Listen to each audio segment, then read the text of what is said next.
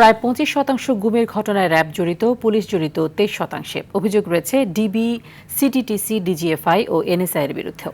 প্রধান উপদেষ্টা দপ্তরে চূড়ান্ত প্রতিবেদন জমা দেওয়ার একদিন পর সোমবার গুলশানে কমিশন কার্যালয়ে সংবাদ সম্মেলন করে এসব তথ্য জানায় গুম সংক্রান্ত কমিশন।